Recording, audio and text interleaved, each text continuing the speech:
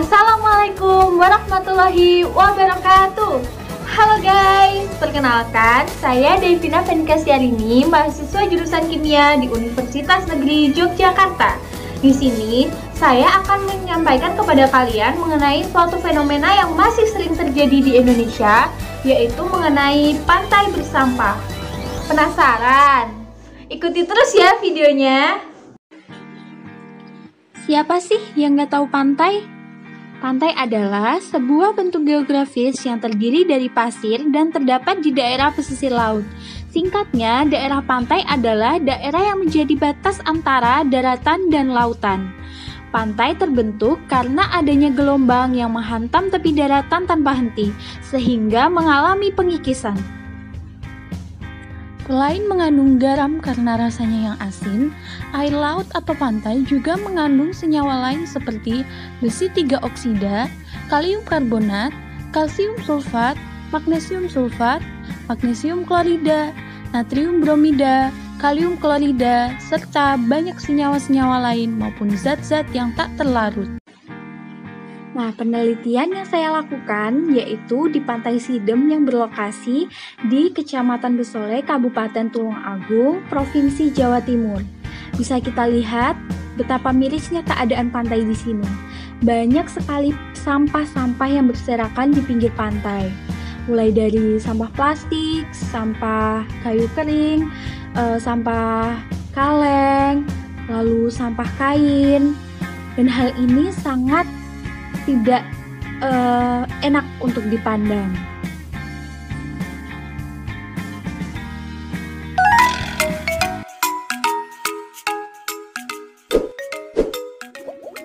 Aspek yang bisa diamati lebih lanjut yaitu yang pertama adalah aspek kekeruhan.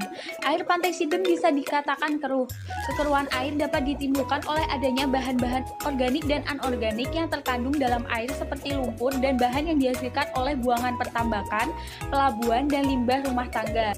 Dan akibatnya bagi biota perairan adalah dapat mengganggu masuknya sinar matahari, membahayakan bagi ikan maupun bagi organisme makanan ikan, dan juga dapat mempengaruhi corak dan sifat optis dari suatu perairan. Yang kedua adalah suhu perairan.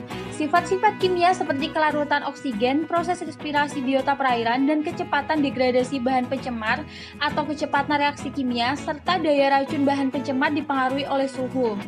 Effendi menyatakan bahwa peningkatan suhu juga menyebabkan peningkatan kecepatan metabolisme dan respirasi organisme air, yang selanjutnya mengakibatkan peningkatan konsumsi oksigen. Peningkatan suhu juga dapat menyebabkan terjadinya peningkatan dekomposisi bahan organik oleh mikroba. Dari hasil pengukuran diperoleh hasil suhu perairan dalam kisaran normal untuk perairan yaitu 30 derajat Celcius. Secara ilmiah, pantai sama dengan ekosistem lainnya, yaitu memiliki daya homeostatis atau kemampuan untuk mempertahankan keseimbangan dan merupakan ekosistem perairan yang memiliki daya dukung untuk memurnikan diri atau self-purification dari segala gangguan yang masuk ke dalam badan perairan tersebut. Pada kenyataannya, pada perairan pesisir merupakan penampungan atau storage system akhir segala jenis limbah yang dihasilkan oleh aktivitas manusia. Darmono menambahkan, laut menerima banyak bahan-bahan yang terbawa oleh air dari daerah pertanian, limbah rumah tangga, sampah, dan bahan buangan dari kapal, tumpahan minyak lepas pantai, dan masih banyak lagi bahan yang terbuang ke laut. Jika beban yang diterima oleh perairan telah melampaui daya dukungnya, maka kualitas perairan akan turun. Lingkungan perairan tidak sesuai lagi dengan batas baku mutu yang ditetapkan. Perairan tersebut telah tercemar baik secara fisik, kimia, maupun mikrobiologi.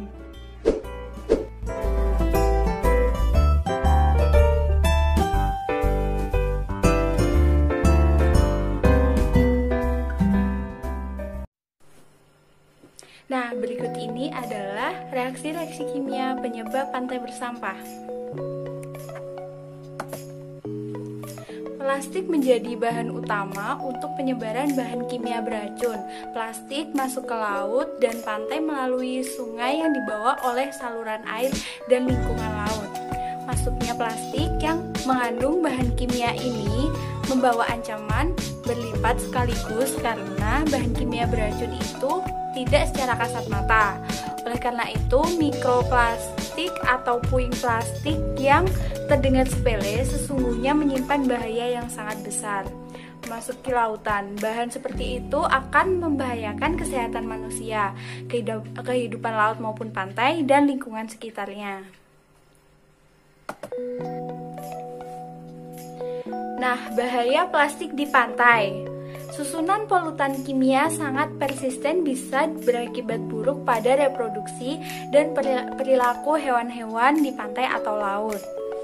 Kemudian juga akan mempengaruhi kemampuan hewan itu untuk merespon penyakit yang masuk ke dalam tubuhnya. Dengan fakta tersebut, keberadaan mikroplastik ini dalam sistem pencernaan hewan akan mempengaruhi kesehatan dan keberlangsungan hidup mereka. Karena disebabkan oleh paparan mikroplastik yang memicu munculnya stres oksidatif, yaitu ketidakseimbangan antara radikal bebas dan antioksidan dalam tubuh hewan tersebut.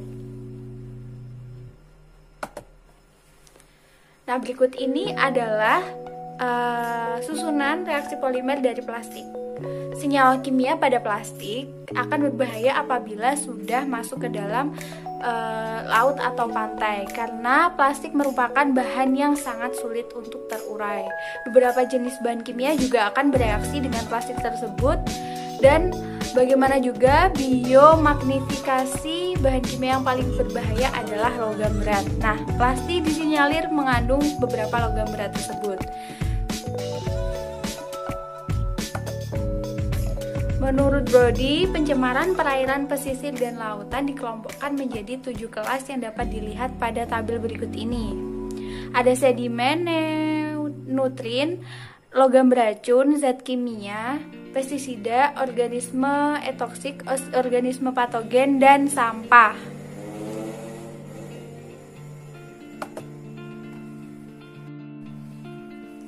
Nah, kali ini aku akan membahas 3 jenis logam berat, yaitu kadmium, timbal, dan merkuri. 3 macam logam berat dari sampah atau limbah yang sering mengontaminasi air pesisir maupun air laut adalah kadmium, timbal, dan merkuri. Keberadaan logam-logam dalam badan perairan dapat berasal dari sumber alamiah dan dari sumber atau aktivitas manusia. Sumber alamiah masuk ke dalam perairan bisa dari pengikisan batu mineral.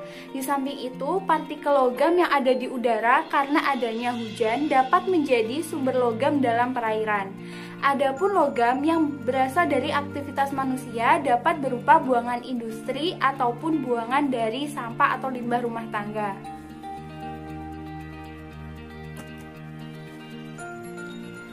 Logam-logam di perairan ini akan bereaksi dengan ligan-ligan. Ligan ini biasanya mempunyai konsentrasi yang lebih tinggi dibandingkan konsentrasi logam, sehingga biasanya terjadi kompetisi antara ligan tersebut untuk membentuk senyawa kompleks. Sementara untuk logam-logam berat seperti timbal, seng, kadmium, dan Hg mempunyai kemampuan untuk membentuk kompleks sendiri. Logam-logam tersebut akan mudah membentuk kompleks dengan ion-ion klorida atau sulfat pada konsentrasi yang sama dengan yang ada di air laut. Misalnya, kadmium dalam air laut berbentuk senyawa klorida atau CdCl2, sedangkan dalam air tawar berbentuk karbonat atau CdCO3. Pada air payau yang biasanya terdapat di muara sungai, kedua senyawa tersebut jumlahnya seimbang. Nah, berikut ini adalah persamaan reaksi logam berat, kadmium, timbal, dan merkuri dengan air laut.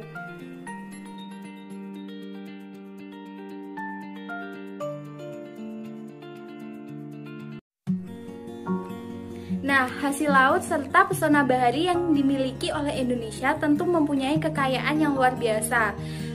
Bahkan terumbu karang di Indonesia menyumbang 80% dari luas seluruh terumbu karang yang ada di dunia dan 65% laut total Coral Triangle.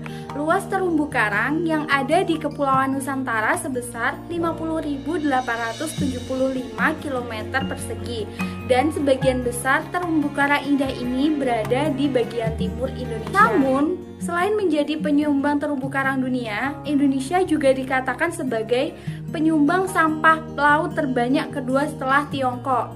Wah, parah banget kan guys?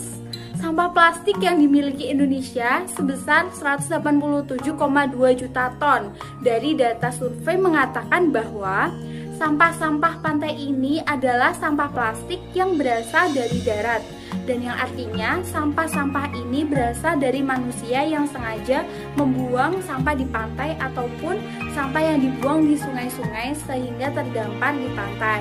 Ayo, siapa nih yang masih sering buang sampah sembarangan di pantai? Jangan lagi ya.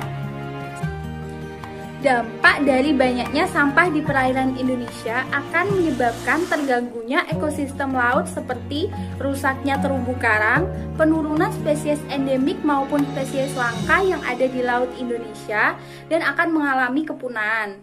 Hasil laut yang berkurang serta merusak pesona keindahan laut Indonesia dengan adanya sampah di pantai ini. Sampah yang mengapung juga membuat pemandangan pantai terganggu karena sampah yang tidak bisa terurai akan menggunung sepanjang bibir pantai.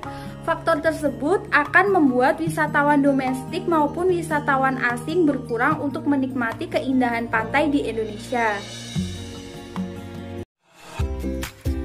Nah, gimana sih cara mengatasi masalah-masalah ini? Hal pertama yang bisa kita lakukan untuk mengatasi fenomena pantai bersampah yaitu mulai menumbuhkan kesadaran terhadap diri sendiri terlebih dahulu untuk tidak membuang sampah sembarangan, khususnya di daerah pesisir dan laut. Nah, biasanya kita sebagai traveler pastikan harus menjaga kebersihan di tempat wisata atau lokasi yang dikunjungi. Jika menemukan sampah plastik atau lainnya di pesisir pantai, jangan ragu untuk memungut dan membuangnya di tempat yang sudah disediakan.